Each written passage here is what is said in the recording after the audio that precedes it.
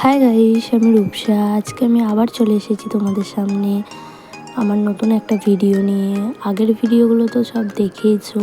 আগের ভিডিওতে আমি বারবার বলেছিলাম তোমরা অবশ্যই আমার ভিডিও ভালো লাগলে প্লিজ সাবস্ক্রাইব করবে। তো তোমরা যারা যারা আমার চ্যানেলটাকে সাবস্ক্রাইব করছো তারা প্লিজ আমাকে একটা কমেন্ট করে দিও, আমিও তাদেরকে সাবস্ক্রাইব করে দেবো, তোমাদেরকে আমিও সাপোর্ট করব।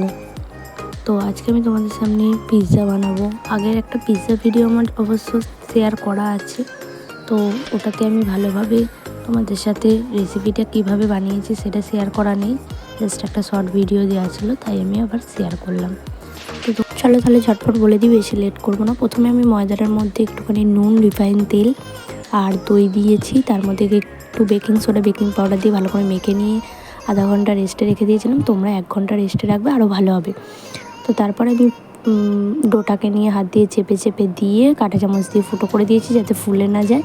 তার মধ্যে একটুখানি পিৎজা সস আর মেয়োনিজ লাগিয়ে দিয়ে সবজিগুলোকে দিয়ে দিয়েছিলাম। ক্যাপসিকাম ছিল না বলে দিইনি, তোমরা দিয়ে দিতে পারো। চিকেন পিৎজা আমি আগে বানিয়েছি, সেই ভিডিওটা তোমাদের সাথে শেয়ার করা হয়নি। তো চিকেন আজ বানাইনি, আজকে ভেজ বানিয়েছিলাম। তো সাজিয়ে নিয়ে চিলি ফ্লেক্স, অরিগ্যানো দিয়ে চিজ দিয়ে ভালো করে সাজিয়ে সব রেডি করে গ্যাসের ওপর বালি দিয়ে বসিয়ে দিয়েছি। পিৎজা রেডি হয়ে গেল।